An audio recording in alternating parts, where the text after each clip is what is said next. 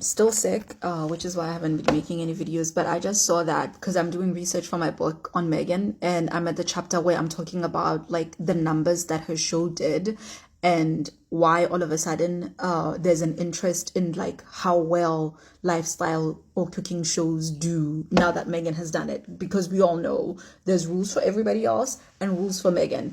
And whoop-de-doo, lucky for me, today Netflix releases their numbers on like how well the show did, and it turns out that 5.2 million people, or households rather, watched the show.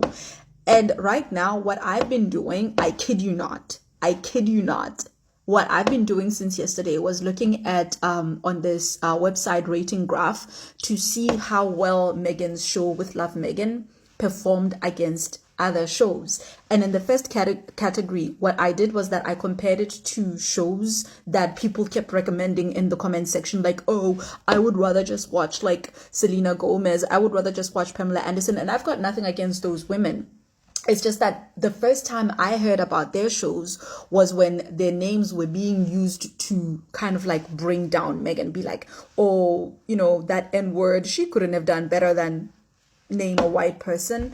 So I compared her numbers to them. And listen, Meghan is not even competing in the celebrity sphere that she has been confined to, because that's what they were doing. They weren't even naming like, you know, serious chefs like Gordon Ramsay's show or whatever. They would like just confining her, because these people don't really care about Selena Gomez or Pamela Anderson or Gwyneth Paltrow or any of the women that get flung against Meghan, right? They don't care about those people specifically. They only care about bringing Meghan down. And it's convenient that those people exist and happen to be white, and then we can, you know, pretend that it's not racism, though, even though we know it is. So anyway, I was still talking about how comparing Meghan's show, how it performed just in terms of the numbers relative to, say, Pamela Anderson's show. Again, got nothing against this woman, but Meghan is in a league of her own. She's not even competing with them, because then what was happening, if I had to draw a graph of how, you know, how many people are watching, how many people are commenting and reviewing and rating and whatever, like Meghan's numbers would be literally off the charts. This is where the phrase comes from, I hope, where everything else is like so low on the graph, Meghan's numbers would be way above the charts. So it's off the charts, quite literally. So then I said, okay, clearly she's not like, even this space celebrity sphere that she has been confined to, she's too big for it. Let me make it bigger. So I made the circle bigger. And who did I put in this circle now? I just looked online to see like what are the best rated shows, the most recent ones, because I wanted to compare her to shows that had only one season and a few episodes, and I didn't want to be accused of like recency bias or whatever. So I took a list from 2024 and then I compared her to that. Again, Meghan's numbers are still off the charts. These numbers were better than Selena and Pamela Anderson's shows. Again, no shade against these women. But she was competing at a level of like the professionals or the experts, right? But she was still beating them. She was still leaving them in the dust. So then I said, okay, what are the most popular cookery/lifestyle shows ever? And I knew it was going to be now a man's sphere, because these people couldn't even give her the legitimacy of like comparing her to, say, the serious chefs like the Gordon Ramsays. We know what it is, right? So then I compared her to those shows. Only once I did that did the numbers, like her numbers, come back into the chart. All of a sudden, she was in the chart. But bear in mind, I want you to bear in mind that Meghan's show is only one season and 8 episodes long. All these other shows, the shortest one that I found is 7 seasons and something like 34 episodes long. And I think it's Top Chefs or Master Chef, whatever. All of these chef shows, right? Like, she's competing properly with shows that are 2 decades older than hers, many seasons longer, many episodes longer. That's the only space in which her numbers started making sense. Like, I need you to just keep that in mind. We're being told right now that she failed because she only got 5.2 or 5.3 million viewers on her show, which is like a few months old, right?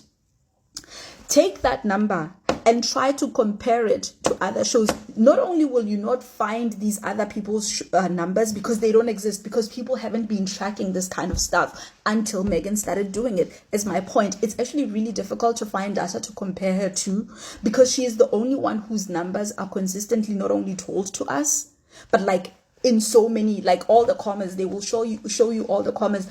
Other people's shows don't get this kind of treatment. But even with the little bit of like information that I've been able to gather, she is again still leaving people in the dust in jail. She's leaving people in the dust. And y'all want to say it's not racism. Like, this is why I'm writing this book, because shit like this happens now every week, because I'm now aware of Meghan's, struggle against racism. And so the algorithm keeps me updated. So now that I'm aware of it, I'm like, this is why I'm writing this book. Because Meghan, she's not even competing with all the other girlies. She's in a league of her own. Like, for example, right, in this one graph, she has a total ratings vote of like 13,000 people voted or ranked or rated or whatever it is it's called, right? The next number that is like, bigger than hers is like 36,000. Remember, she's at 13,000. The next number is like 36,000 something. But the show that I'm talking about, the one with 36,000, bear in mind, it's Hell's Kitchen, and it's been airing since 2005, and it's got 23 seasons and 359 episodes. So when we now come to the average ratings per episode, Meghan has 1,600. Guess how much Hell's Kitchen has? 101. So you can already see that Meghan's participation just from the few episodes she has is already a lot higher than all these legacy shows that have been showing since like 2005. Like, baby girl, she's not even in the same room with y'all. Like, anyway, let me stop because I'm getting way too passionate and I'm gonna start rambling.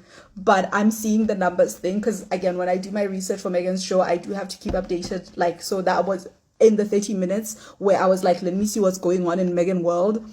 I find the nonsense with the numbers. I'm like, serendipity, bitch. Serendipity, because there is no way this is coming out now when I was looking for the numbers. Oh my gosh.